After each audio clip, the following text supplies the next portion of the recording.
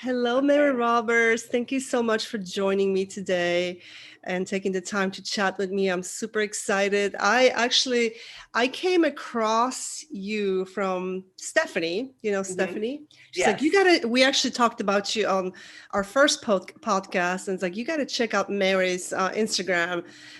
She's amazing. Keto Mary 71, right? Yes. And I'll post all the your info later on.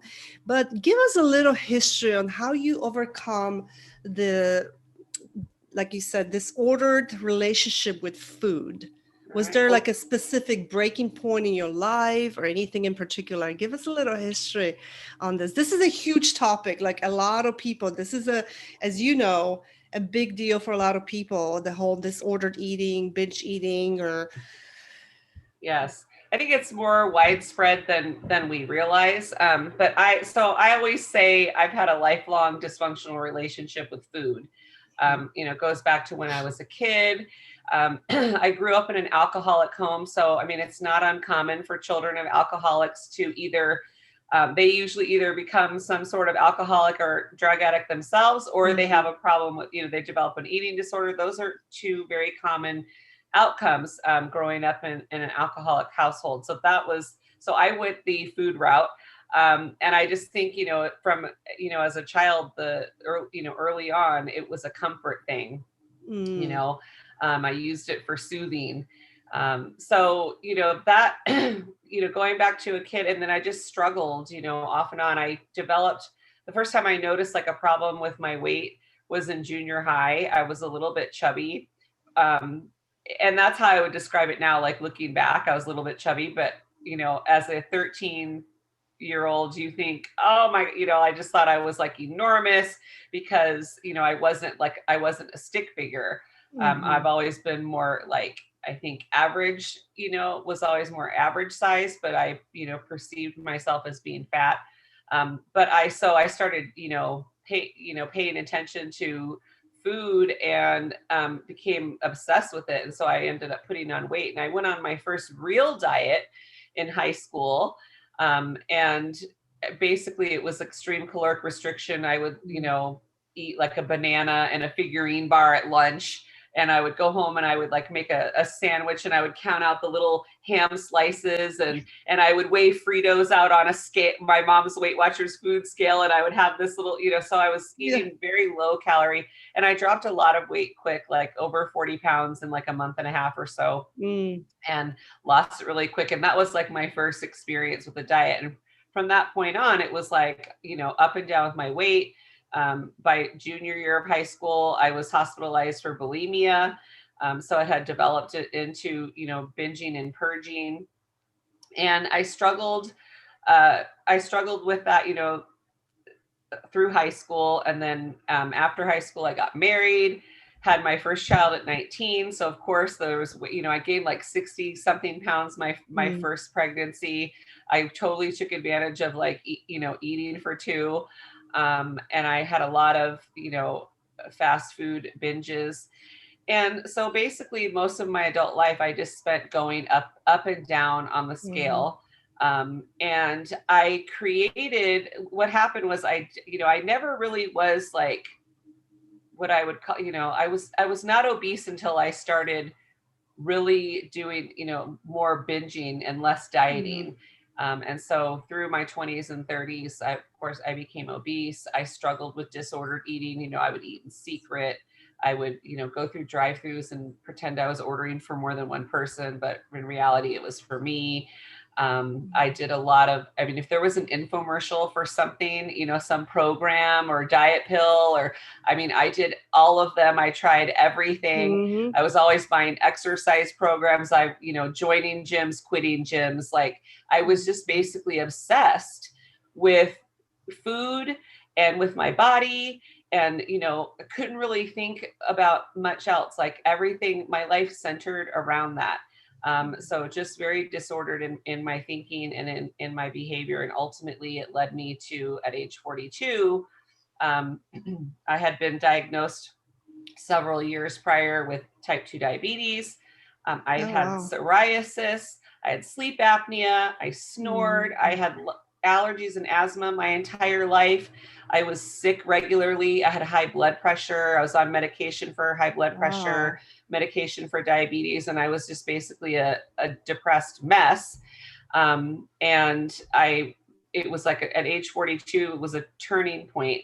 Um, a friend of mine, I was familiar with low carb, and so I was attempting like my third go around at Atkins, and I had shared with a friend what I was doing, and he said to me, "Oh, you should do keto," and I'd never heard of it before. But his family, he had a son that had epilepsy, and so their family was doing Mm. it to be in solidarity with their son to, live by example. And they lost weight, he was losing weight from it. So he said, "Do keto."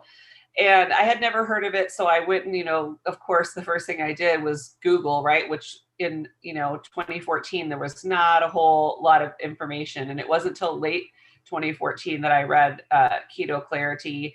That was like the first book that Yeah. I read That about was my keto. first book that I read about keto when I started keto like a few years back, Yeah. I actually. mean, it Yeah. was really the only thing Yeah. available, Mm. So, so in 2014, I don't know, it was a turning point. I got to that point where, like, one day, after a binge the night before on my husband's birthday cake and ice cream, I woke up the next morning, like I stepped on the scale because I did that every day.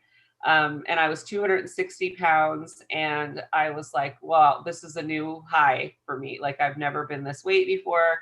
And I remember just feeling so, like, I don't know, overwhelmed by that. And then of course my blood sugar was almost as much as my weight, especially because the binge Wow. the night before. And I don't know, something like snapped that day, and I Mhm. just decided, you know what, I need to do this now. And Mm. so one thing that was really important to me, like in the beginning, um, was my goal was to not cheat, because every diet that I'd ever been on, it always ended with a cheat. That it always Mhm. ended with, that voice of sabotage that would tell me, "Oh, Yeah. you've been so good. Just, have a Yeah. cheat day today, or have a cheat meal, or, oh, it's been months since you've had McDonald's. Go ahead and get it. It's no Mhm. big deal. Count it in your calories." That kind of, like, I was always falling for that. But it Yeah. was always the beginning of the end for me. So when I started, keto, my goal was no cheating, because I Mhm. knew that if I cheated, that would be the end of it. And I really wanted to see, what would happen. And keto was the first time that I didn't feel like I was on a diet. I wasn't suffering from hunger. The things that I was eating were satisfying me, which was completely different from, you Mhm. know, counting calories and eating mostly carbs. I was never satisfied. So, you know, um, keto gave me it didn't, I always say, it healed my health issues, but Mhm. it didn't fix my eating disorder. Like, it was just the vehicle. It gave me the wherewithal, the mental clarity that I needed to address my disordered eating. Gotcha. So are you still doing keto at the moment? Are you A- still following? Absolutely. Yeah. Okay. I'm keto for life. I have no desire to go back to the way I used to eat. Gotcha. So by the way, you look amazing. I will Thank post your before you. and after photos because the transformation, it's amazing. So how much weight have you lost from the before picture? Was that in 2014 when you started? Yeah, the first year I lost 83 pounds, and then, but altogether, it took me 22 months to lose 106 pounds. And I've more or less Wow. been in maintenance since then. But, I'm a little bit up and down with my weight going through menopause. So, Yeah. I lift weights. So there's been some, muscle growth in these last few years Hmm. too. So, I'm no longer at, over 100 pounds, but close. No, but that's amazing. You look amazing. You Thank look you. absolutely incredible. And I'm sure you feel incredible as well. Yes, I feel so much better. Like, I just was always fatigued, Hmm. depressed, I always felt hungry. So, and then you just feel generally unwell when you have diabetes and all these, that, like, the psoriasis was uncomfortable, and, So the speaking asthma. speaking Yeah. of your health issues, are they pretty much gone? Are you still type 2 diabetic or are you still Like, how are your health issues? Have they cleared out basically, or? Yeah. So basically I reversed all my health issues. It's amazing. Diabetes is not, I always say I work with a lot of people to help them reverse their diabetes, and Mm-hmm. reversing diabetes is not the same thing as curing it. I think people get that confused, Mm-hmm. literally, like, reverse just means I took it the other direction. I was at, Yeah. really high blood sugar and unhealthy insulin levels, and I reversed it Mm-hmm. to, normal insulin levels and normal blood sugar. And as long as I continue to make the right food choices, Yeah. I, maintain a non-diabetic A1C. So if I walked into a doctor's office today with all the numbers that I have, no one would say I was a type 2 diabetic, but once it's on your record, it's on your record. So it's reversed, it's not cured. If I were to start eating cake tomorrow, Mm-hmm. it would come roaring back. The only thing that hasn't 100% cleared up is the psoriasis. I still struggle with Mm-hmm. it a little bit, like on my scalp, and I don't know why that is. And I mean, keto's not a cure all for everything, but I used to have it, other places on my body that was so uncomfortable and painful. And I'm just glad to, like, be rid of that. It's like what I have left is very mild, but I don't have asthma anymore. I haven't touched my inhaler. I used to Wow. carry an inhaler with me, and about, I don't know, about 5, 6 months maybe into keto, one day I realized that I hadn't used my inhaler. And then I thought, where is it even? And I It's found it, at the awesome. bottom of my purse with like dust stuck to it, So I haven't once I started keto, I never needed the inhaler again. So yeah, so everything has cleared up. My energy is good. I feel really well. And, of course, in the past, when I was obese, I would always attempt to exercise, but I would never go longer than 2 weeks. I couldn't sustain it because Mm-hmm. I was trying to do things that were beyond my fitness level. Mm-hmm. And of course, that obsessive Mm-hmm. disordered brain is like, oh, you have to do it perfect. It's got to Yeah. be an hour. It's got to be intense. It's got to, so I would like practically kill myself trying to do that. And then I would quit. Yeah. So since, being keto, I've been able to, I've been keto a little over 7 years, and I've been consistently going to the gym 5 days a week for 6.5 years. And so that was like unheard of before. That's amazing. And I'm glad you actually mentioned this whole, like, when people decide to get healthy, they go like all in, like Mm-hmm. like go to the gym, lift weights. They've never stepped a foot in the gym for maybe 5 years, and then they go and do this crazy workout. It doesn't work. It's Yeah. only gonna make you want to go less, because you're going to be Yeah. so sore, you're going to feel defeated. Like, just go for a walk, start off Yeah. slow. It doesn't have to be this sudden huge. Obviously with food you had to make a big change and Right. decide, like, no more, I'm not going to go back there. But with exercise, it doesn't have to be this extreme, because when it's too much for your body, you're not going to want to continue. You're not going to be motivated to want to go to the gym and get Right. healthier. You're going to feel terrible. So yeah. Yeah. But going That. back, I like the word that you mentioned, food sobriety. Yes. Can you kind of touch on that? You said you've been food sober for 7 years. Mm-hmm. What does it mean? Is it like alcoholic sobriety Yes. or anything? Like, can you talk on that a little bit? Yes. So in the beginning, I didn't call it food sobriety. I said, it was no cheating. Like, that was my goal, was Mm-hmm. no cheating. And basically that's the same thing. So for Yeah. me, food sobriety is no cheating. I don't eat foods that Gotcha. harm my body. I don't binge on foods. That is, and so to answer your question, yes, it is like, the alcoholic. Mm-hmm. And unfortunately, in the eating disorder, I always get, like, when I post about this stuff, there's always, people that give me pushback. But in the eating disorder treatment community, that community in and of itself is extremely disordered. Mm-hmm. And they push the narrative of moderation. And when people are addicts, moderation is not possible. It's not an option. Mm-hmm. Nobody goes to alcohol and drug rehab, and when they show up there, Yeah. the treatment people don't say to them, hey, listen, we're going to teach you how to drink in moderation. We're going to teach you how to use drugs in moderation, because if you can't, there's something wrong with you. You're disordered if you can't have one Yeah. drink and walk away. Nobody says that. They know that the way you get better is abstinence. And so that's what they say. They go in there and they tell you, you can never drink again unless you want to die. Like you'll go, what did they say? You'll die of like, health problems from the alcohol, or you'll end up dead from driving drunk, or you'll end up in jail, right? That's what they tell you. You can't drink, you can't do drugs. But when, the failure rate is abysmal in the eating disorder treatment community, because they don't treat food addiction. They don't see the addiction part of it. And, there's people that can debate whether it's physical or emotional, but it really doesn't matter. I mean, addiction is that compulsion to keep going, to keep eating. You eat when you're not hungry.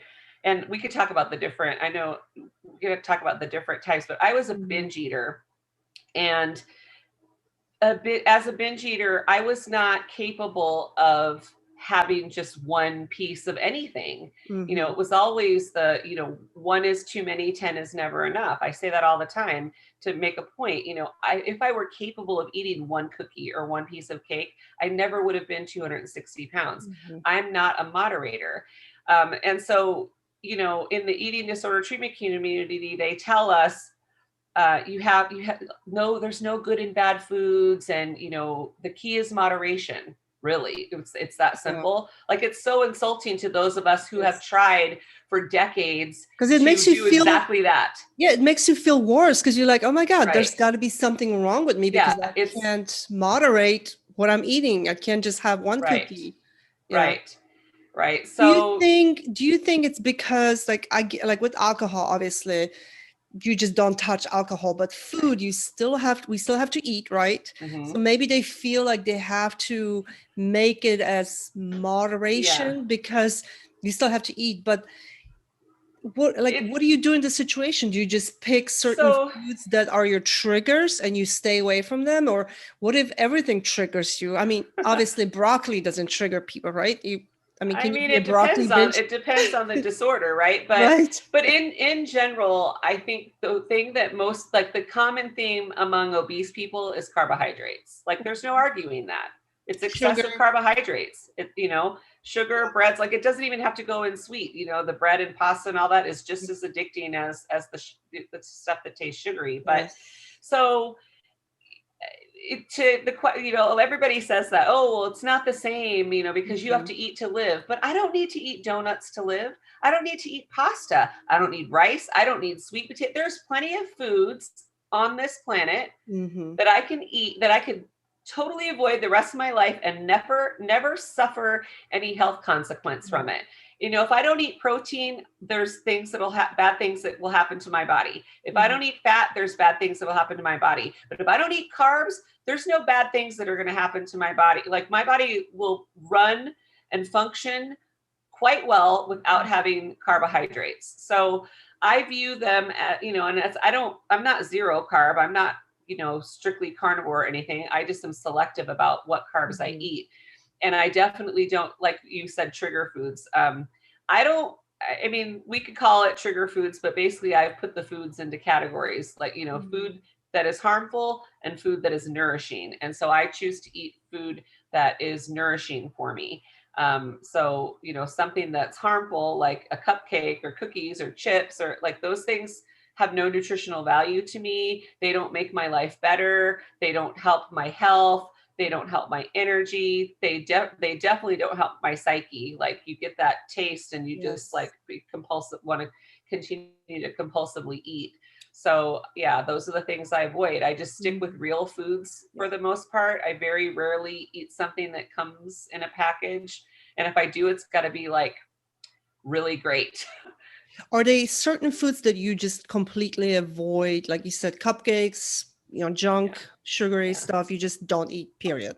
No, never. So for carbohydrates, what do you have, like, on keto, or if you can't, like? Occasionally avocado, guacamole, sometimes spaghetti squash. I really just don't do. So really clean, not even like a sweet potato carb or rice. No, because sweet potato, so potatoes were one of my binge foods. So I'm not going to eat potatoes. How did you identify some of the trigger, like your binge foods? Like, You just kind of sit down? Did you have like a person that was helping you through the binge eating stuff? Did you have a therapist that you were working with that you were able to identify those foods? No, I've had therapists over the years, and I've been part of like, well, I in high school I was part of in the hospital treatment program, and then Mhm. I've done a couple outpatient ones over the years, and I've been through OA and lots of different programs, and none of those were particularly helpful. Like there was like nuggets that I got here and there, but basically, when I started keto, I just went based off of like the keto recommendations that I could find out there. And I learned, I knew for sure sugar and grains were going to be off limits because I had no, my hunger and fullness Social. signals were broken, Mhm. and those were things. So I just basically looked and said, okay, what are the things I have problems with? What do I always binge on? What do Mhm. I overeat? Okay, those foods are not allowed, So the first 3 months, I literally ate like bacon and eggs for breakfast and lunch every day. And then for Mhm. dinner, I would do like some sort of salad with meat or veggies with like sour cream, butter, cheese, bacon crumbles on it with a piece of meat. I mean, Mhm. that was really what I did initially. And then, as the online community for low carb, high fat, and keto like expanded, you Mhm. find different ideas and stuff. But I was in a groove, by that time. That first year, I did still struggle with alternatives. So, I knew that I couldn't eat the real thing, but I was still looking for that sweet fix. Mhm. And so I would hunt down like low carb recipes. And about 10 months or so in, I realized that I was not like, I was losing the weight, obviously, and I felt satisfied, but I still had that mental compulsion. And that I was like looking for sweet tasting things. And I had found like early on, I found this recipe for low carb blueberry muffins. And the recipe made 6 muffins, and they were 2 carbs each. And so, of course, my addicted brain was like, 2 carbs each. That's I it. can eat all of them for 12 carbs, Yeah. right? That's how the addict brain works. Yeah. And so I would do that. I would make these like once a week, and I would eat 6 muffins. And finally, like, 9, 10 months later, I realized Yeah. I'm not free. This is not normal to eat 6 muffins at once. Are they healthier than if I was buying Costco blueberry muffins? Well, of course, but it's still not normal to eat 6 muffins at once. And it's Yeah. not normal to be like obsessed and thinking about food all the time. So, Mhm. before I hit the 1 year mark, I started to like back down from the sweet tasting things. And of Mhm. course, that was like withdrawal all over again. Came to this place of acceptance where, initially it was like, okay, I know I can't cheat. That was my mantra, no cheating, Mhm. because I know it'll be the beginning of the end. And it was kind of begrudging about, it was like I wasn't happy about it, but I wanted results. So I was just determined. And, I just basically, aside, as far as like the mental stuff, I use sheer willpower to like Mhm. overcome those negative thoughts, that voice of sabotage. And because physically I felt fine, I did feel satisfied with what I was eating because of the nutrient profile. Mhm. So I felt good physically, but I was still having that head battle. But after I had the realization of that I still wasn't free, that Mhm. that that eating 6 muffins at once wasn't normal behavior, and I started to break away from that, Yeah. I realized that I didn't need those things. Mhm. And my acceptance went from this is what I have to do to this is what I get to do. Yeah. Thank goodness there's a solution for me. Mhm. Like, because I could still be floundering and looking for the answer, right? But I have found the answer, and I'm grateful. And Mhm. so this is what I'll continue to do. There's no reason for me to go back. Yeah. Yeah, I'm glad you mentioned that because this kind of happened to me on keto when I went keto. I think it was like 4 years ago. I kind of go in and out, but I got addicted to like the keto foods, like Mhm. high fat, like pizza, like Mhm. cream cheese, low carb crust. Like Yeah. I would eat like even like cheesecake, making keto cheesecake. Like I would Mhm. have like 6 of those. Yeah. So I truly got addicted to like the keto foods because they were so I mean, you felt like you could eat as many as you wanted to, but you still were, Right. you were not dealing with the real problem. And Right. that's food, that's binge eating. And kind of going back to binge eating, isn't there like a diagnostic criteria that you There have is an official, I never got an official diagnosis, but there okay. was no doubt about it. Like a binge eater consumes a lot of food Hmm. and typically a lot of I, calories. It doesn't always have to be a lot of calories. There's people yeah. that binge on vegetables, so they're not getting a Hmm. lot of calories, but they're still like, Yeah. gorging on food. But I was definitely a carb binge eater. Hmm. I would eat, 6, 8, 10,000 calories and over a couple hour period. Like most of the time for me, it was in the evening. Like during the day, I could lots of times very well maintain, like control myself during the day and, just by keeping busy, like with my life. But when that downtime came at night and my family went to bed, that was usually when everything fell apart for me. And then I would binge. But I also, compulsive eating is a little different from binge eating. Like there's people who they don't do like, they don't sit down and eat a whole thing of ice cream or a whole bag of chips, and they don't do that, but they can eat a whole bag of chips by grazing on it throughout the day, right? Like they just don't eat it all at once. So that's That compulsive eating compulsive. is, yeah, Gotcha. compulsive. You start eating and you keep going, even though you have that fullness feeling already, or you're not hungry, you just feel Hmm. compelled to keep eating. And I had, I dealt with both of those. And then, bulimia, the purging, when I was Yes. younger. But bulimia is more than just purging too. So like my entire life, I've battled the bulimic mentality, Hmm. which is trying to, and we see it happen. People that I think that more people than not are disordered with eating. And what I mean by that is when you make a bad food decision and then you do something to try to undo it, that's Hmm. disordered. And we see it all the time. They'll say, oh, I went off keto and I feel terrible. I had all these things that I shouldn't have had. I feel yucky. So now I'm just going to do a 3-day fast. Hmm. That's disordered. You can't Yes. undo that binge. Or people who are like, oh, I ate stuff I wasn't supposed to. So now I'm going to go run 3 miles, or I'm going to go run on the treadmill for an hour. That is trying to undo the Mm. bad food decision. Or taking laxatives. There's different ways Yeah. that people go about trying to undo their Or bad working decisions. out, doing cardio for like Yes, 6 hours or something yes, because you ate yes, something bad. Yeah. yeah, It's not healthy. And you have to, you know, dig deep and figure out what you need to change in order to change that behavior. Because if you don't, yeah, if you, every time you binge eat or eat off plan and then you fast for 3 days, that is not healthy. And fasting is right. great. But if Yes, you're doing it in the wrong, that's right. that's what's unhealthy. Yeah. So if somebody, let's say somebody thinks they have a true binge eating disorder, what would you recommend, just based on like what you went through? Like, how would you recommend someone to approach, seek therapy? I mean, we always recommend that, right? But Yeah. So like, I don't, there are certain things like that, I think people could definitely, get therapy for it, like, to tackle like maybe the reasons that are at the root cause of their eating disorder. But mhm, in general, there's not too many therapists that understand that the problem with eating disorders is that people are, they're addicted. And so again, they try to push these low calorie, healthy, mhm, healthy food choices on people, and it's not helpful. So I think other than the very first step is just acceptance that, I'm disordered with food and that I have, behavior issues when it comes to certain types of food. mhm, That's the first thing. But then also getting the nutrition right is key.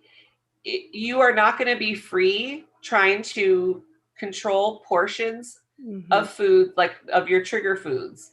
That's not freedom. That requires willpower, sheer willpower. um Self-control, yeah. yeah, and that's not freedom. So Yeah. in order to get free of that, at least like the physical, cravings or the continued compulsion to keep eating, is to not feed it in the first place. So I think getting the nutrition right is key.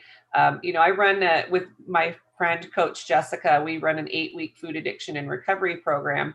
And it's for using the ketogenic approach. And that's because we believe that, I mean, keto is not a cure all for things, by no means, but what we believe is the proper human diet. And it doesn't typically, a real food keto protocol is not going to include, all the packaged foods out there with the keto label slapped out, like what would people call it, dirty commercialized keto. Right. The commercial keto that, you go in the grocery store. Oh, look, Duncan Hines has keto mug cake. Yay, 35 carbs. Like, if people get excited about that. So we're talking about like a clean, whole foods, ketogenic approach. That the reason it helps people overcome ED is that because it's satisfying, it's nutrient dense, and it satiates us in ways that other, that carbohydrates don't.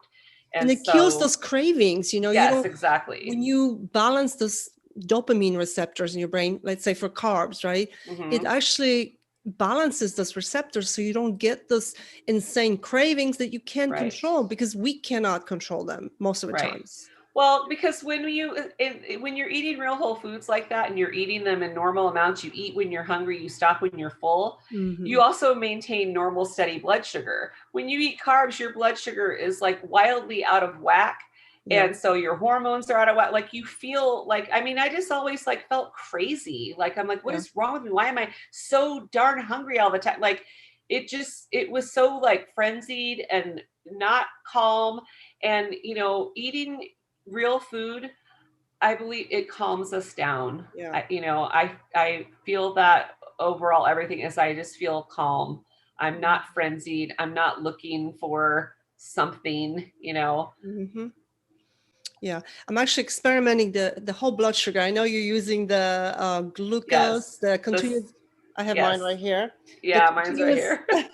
The continuous glucose monitor. And I'm actually purposely eating some bad foods because I am documenting and trying to figure out like what happens in my body like after I eat those foods. So yesterday I had some bad carbs, like junk carbs, and my blood sugar was elevated the entire night, like 120s, 130s. And that's never happens. It's like between 70 and 80 and when I sleep. So it's very interesting, but we'll talk about it one day together maybe, because I'm glad that you're doing this experiment as well. I mainly got it because I wanted to see what was happening when I sleep. And what happens like when I start, working out, and what different types of workouts, and even too, like what keto approved foods, how do I react to those things? And so far what I have discovered is I might basically, because I'm not experimenting by purposely trying to send it high or anything, that it's very steady. And it does like in the middle of the night, it does occasionally drop lower. And so then I have kind of an exaggerated dawn effect in the morning, but it's pretty much what I expected, though. It's fairly stable. And then, it's interesting to see too, like certain workouts, like a HIIT workout, like does jack up my blood sugar, not for very long. 30 minutes later, it goes back down, but like weight training does not. Like if I do like a steady weight training, it does not increase my blood sugar, but it's definitely very interesting. Even stress. I got like annoyed in traffic. Yes. And like my blood sugar went up and I'm like, wow. Like, and stress is a huge thing. People don't think of stress as a bad thing for your blood sugar. Everybody thinks like, oh, why are you checking your blood sugar? You're not diabetic. You don't have to be diabetic to. That's right. Your blood sugar controls pretty much everything, how you feel, like your mind, your energy. It's huge. I had a very similar experience. Like, it's true. Like, so I've noticed that too, like when I get agitated, but the most pronounced one I had was early, I get up early in the morning, and I got up one morning and my fasting blood sugar was 79. I scanned it before I got out of bed. It was 79. And I got up and I went to the kitchen, and there was a mess there that wasn't there the night before. And this is a discussion we've had in my house like a million times, right? So I don't know. I just saw it and I was like pissed.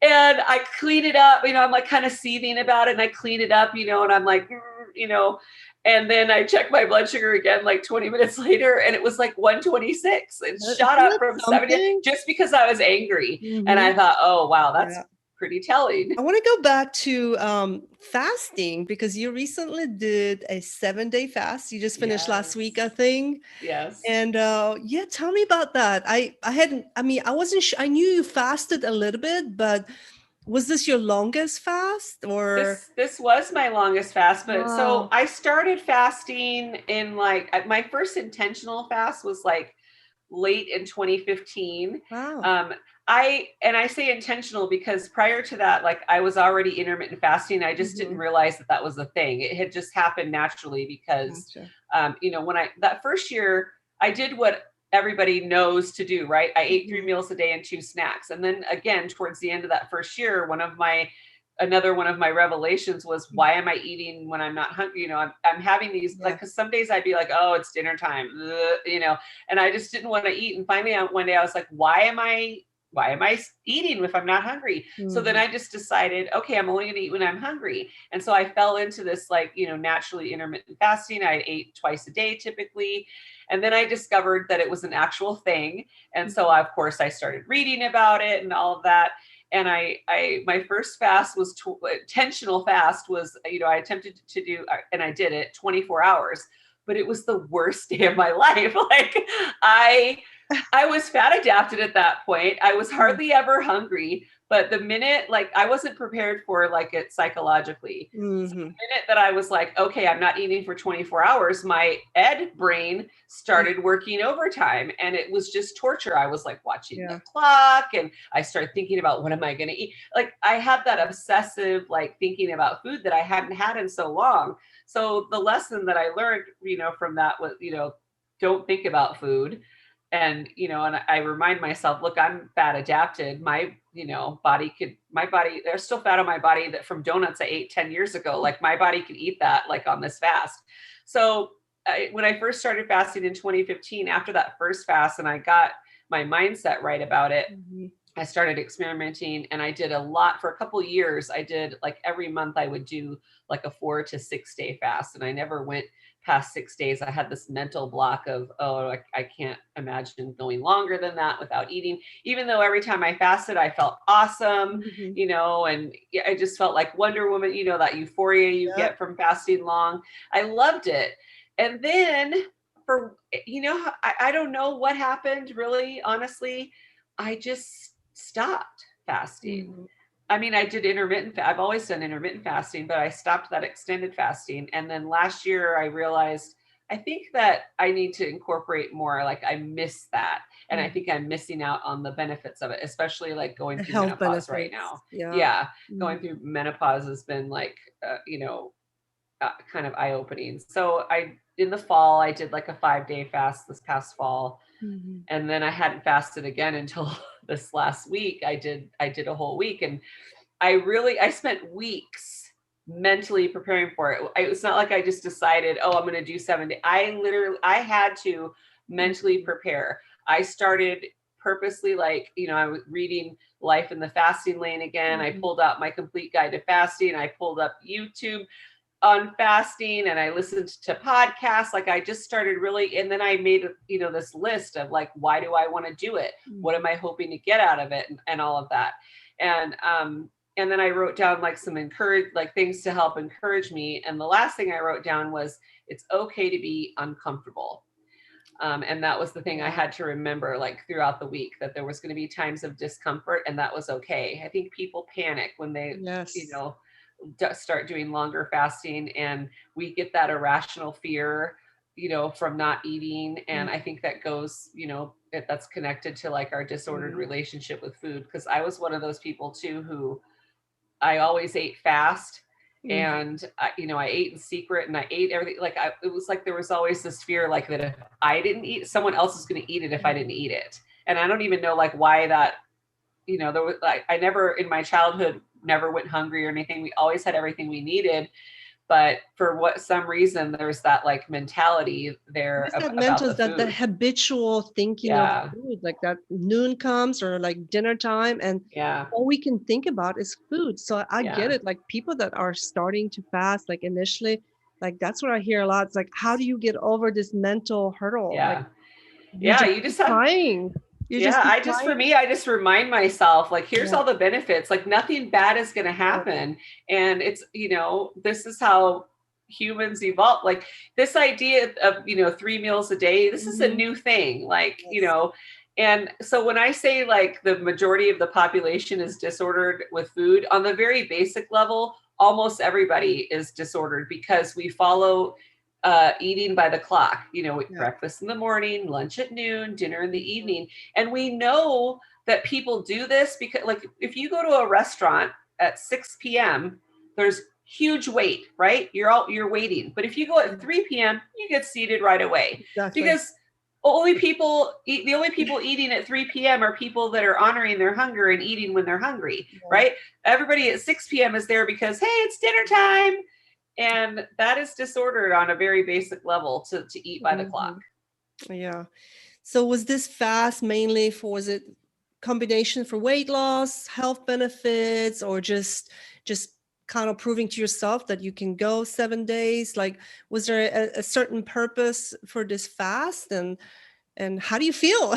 Not specific. The main specific thing was I just wanted to make it 7 days. I wanted to Mhm. prove to myself that I could do that. But otherwise, like there was multiple, I wasn't going to be sad if there was fat loss. I wanted the autophagy benefits. I wanted I liked that. I recalled, I wanted that euphoria feeling you get when you're Mhm. fasting. I wanted to feel that. So I mean, but there was nothing specific. I didn't even weigh myself. Like I started my fast on a Sunday afternoon, and I Mhm. didn't even weigh myself for the first time until Wednesday morning, because I really didn't want it to be about that. Right. So were you able to exercise, or did you just go with how you felt? So I Um, normally lift, like normally my lifting workouts are pretty intense. mhm. So I did not lift. I did cardio the first few days, and then Mhm. I didn't do heavy lifting until the morning of the day that I broke. So on the last day, I Gotcha. did a heavy lifting workout, and the workout went fine. I felt great, but I avoided it during the week mainly because I really wanted to make my goal of 7 days, and I was Mhm. afraid that the lifting was going to Yeah. make me hungry. And I was like, I'd rather just like not deal with the hunger. Gotcha. Well, what did Yeah, you break your fast with, if you don't mind me asking? it was really boring. It was a chicken That's breast good. with guacamole. Like, Hey, boring is good. Like, you yeah, want the boring. This is something I did on my recent podcast that I just released on Wednesday. The whole refeed situation. We feel like we have to somehow make up for the yeah, fast that we did. So now we have to refeed, and we put so much attention on that refeed. It's almost like a celebratory thing. And yeah, that's, we always, like, I used to end up overeating because I yeah. made this big deal about a refeed, and then next thing I know, I'm like eating freaking everything inside because I feel so deprived. So I did a lot of this my first year when I Yeah. started fasting. And then last year I worked on the whole refeed stuff because it's key. It's super important. If you fast for 7 days or even 3 days and you just go and just eat everything at sight, you Yeah, really just, you lose the benefit. yeah, it's like, what's the Yeah. point? Don't even You're do kind of it. undoing it. Yeah.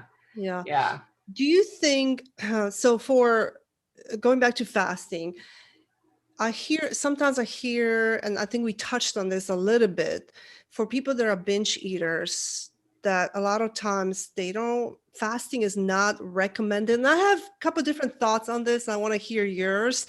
And we mentioned this already. Like you said that, if you're going to eat terrible and then go and fast for 3 days because you feel bad, that's not healthy. Right. But if you use the binge eating in a sense of like, okay, I don't need this food. I can kind of tune into my body and listen to my body and not feel like I have to have food all the time. Like, what are your thoughts on the fasting and binge eating disorder? Yeah. So I think there are definitely certain people who should not do extended fasting if they haven't repaired that relationship with food yet, or they attempt to fast and find that it is a trigger, for ending in a binge. So, I think if for people out there who keep, doing long fasts and then end up binging, that probably stop doing the long fasting and stick with intermittent fasting. until or you have Control. until you've address the reasons why you're using food for things other than hunger. So I mean, it's not for everybody, but I think intermittent fasting is safe for everybody. I think it is a useful tool in recovering from an ed, because it's not too long. But I think when you get into those extended numbers, that if you're just obsessing about food the whole time and you end it in a binge, that's not a good idea for you to continue trying that. If you know certain foods are your triggers, even if you do a fast, you clean out those receptors, balance out those receptors, dopamine, serotonin. If you go back to eating sugar, carbs, you're going to be right in the same spot where you started. You're going to have these cravings again that you cannot control. Right. Like, I mean, if you can control them, great, but I have not been able to control them. Every time I eat bad carbs, I want more. Like, that's exactly. And it's not just what I would put in a category of bad carbs. There are things that are on every keto approved food list that I've seen that I cannot eat because I know my personal experience with it. So like I gave up nut butters, Greek yogurt, heavy cream, because I had moderation issues with those. I would be I would get nut butter. And let me be clear, like nut butter was never something I had prior to keto. I discovered nut butter on keto. I was never a peanut butter person. In fact, I didn't like peanut butter unless it was in a Reese's cup. So I discovered nut butter, about 3 years into my keto journey. And it didn't take me long to realize that I shouldn't eat it because I would, stick the spoon and I'd be like, I'm like not measuring it out. And I'm like, oh, it's probably just, 1 or 2 servings, but you can get about 5 servings on 1 spoon dunk into a jar of almond butter, right? And the carbs add up. I cannot keep cashew butter or almond butter at home because I will eat half of the jar because it's so yummy. But you know what I found? I get these little packets in the store. I did that for a while. And I freeze them. I put them in the freezer. So if I want one, I have to take one out and it takes about, an hour for it to defrost. So this way I'm not like, oh my gosh, I'm going to eat all these. So, but I do, you're right. Like just avoid it out of sight, out of mind. Don't keep it at home. If it, and obviously people have kids and stuff. So I get it. Sometimes it is hard, but just keep it hidden somewhere. So it's not right there for you to see and trigger your mind or your brain to want to eat it. Why do you think we're so obsessed with food? And this is not just carbs. It's just in general. Like, is it because we just eat less and less of like whole foods, actual whole foods? Like, well, obviously it tastes good. I think that's the first one. It tastes good, but also I think today you look there's books. What is it? The Dorito Effect. I read Hooked by Michael Moss. I think Hooked it's called. The food manufacturers are partly to blame. Obviously, what we put in our mouth is our choice. So like we can't blame it all on these outside things. We bottom line is we make choices. However, we are helped by the processed food industry. I mean, they literally engineer foods to be palatable and addicting to keep us buying them. So one, like we keep eating stuff because it tastes good. 2, we somewhere along the line it has become our friend. Like we look at it as people will say things like, I'm an emotional eater. And that basically means we think food is going to make us feel better. And maybe in the moment it does. Maybe I can think of plenty of times where like that first bite was like, oh, heaven. But then immediately like the destructive part kicks in right after that. Like you really only have a moment of pleasure, and then guilt and shame comes in, and then the physical repercussions. And I think also like society, there's a huge emphasis, on food. Like you drive down the street, like every other block is a fast food place. The grocery stores are, we have mega stores, like the subconscious everywhere. Subconscious conditioning of your mind is just, it is everywhere. I mean, Yeah, it's hard, but Well, look at all the food show. Like, really, we're bombarded with oh it my between gosh. billboards and all the Yes. restaurants, fast food places. All the display of in the stores make it's at coming at us all the time. Commercials, Mm-hmm. food shows.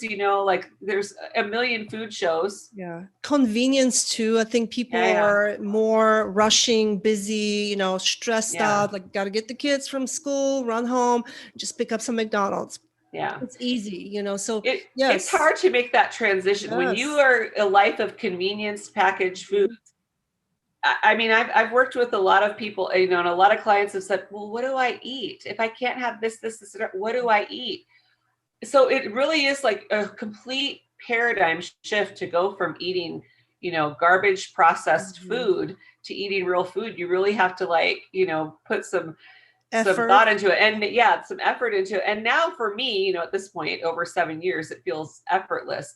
I have to remind myself, for the new person, like, they don't, I tell myself, like, the new person, they don't know anything, they don't Mhm. know yet, they don't, and like, so it's my job to teach them. But so for me, in my mind, it's easy now. It's like, oh, I'll just toss a steak in the air fryer, or Yeah. if I'm out and I need something convenient, I can go to Wendy's or McDonald's and order just beef patties. Like, there's nothing that I think people get overwhelmed and think when they're out, like, there's no other options. They're like, well, I was starving, so I just went to McDonald's. Well, you can order just patties at Mhm. McDonald's. Lots of people do it, and that's fine if you're in a pinch. It's not a big Mhm. deal to just go get patty, to go get some Mhm. patties. But um, I think it just takes practice too. Like, once you start eating real food and you realize that it is fairly simple, but it's really hard to break out of that habit of packaged stuff because it is Yeah. very convenient. What advice would you give somebody that's just starting off this journey that you went through yourself, and maybe they, mess up and they go and eat something that triggers them and they feel guilty, and it's like this, like, cycle that they go through. Mhm. What advice would you give to those people that are struggling in those initial, first few months or first year of this recovery, food sobriety Yeah. thing, because So, that's hard. yeah. So initially, what I tell people that I'm working with is, don't try to diet. When your goal is to get free from the obsession of food and to Mhm. turn your health around, because you're in dire straits because of how you've been eating, we don't need to diet. We don't need to count macros. I mean, the macros are a tool that many people can use, but when you're trying to get free from compulsive eating Obsession. Yeah. and binge eating, you can't be trying to diet your way through withdrawal. Mm. So initially, those first couple weeks or even months, I tell people, don't even worry about macros. Dump the diet mentality. Focus on eating when you're hungry and stopping when you're full. And for some people, that may feel like they're eating a lot of food, but if I would rather see someone eat 4 bunless burgers, if that's what it takes for them to feel satisfied, than to go off the rails and binge on carbs. Because eventually, I mean, when you're eating only nutrient dense food, eventually your body has no choice but to feel Yeah. physically satisfied. And then you have that relief. You're like, oh, for once, I'm not hungry. So, that's how I coach people in the beginning, is don't worry about calories and things like you can't Mhm. focus on that. You have just got to focus on every food decision being the right kind of food, that you're only putting nourishing foods in your body and Mhm. not foods that harm you. And then, as far as like avoiding triggers and things like that, a lot of people will say, I know that I still struggled that first year because I was trying to replace all my favorite carbs. And if I knew then what I know now, I wouldn't have done it that way. I would have, the whole cravings thing. When you feed cravings, they keep coming back. So if we want to get rid of them, we have Mhm. to stop feeding them.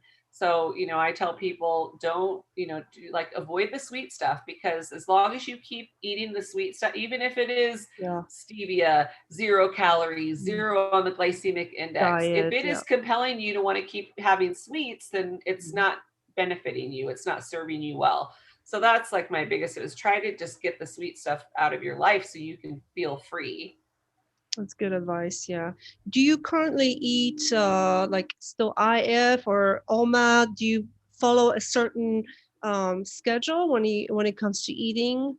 I still pretty much intermittent fast naturally. Like, I mean, unless I'm experimenting and intentionally doing something, Hmm. I just naturally intermittent fast. I typically eat twice a day. Sometimes, very rarely these days do I eat only one meal a day.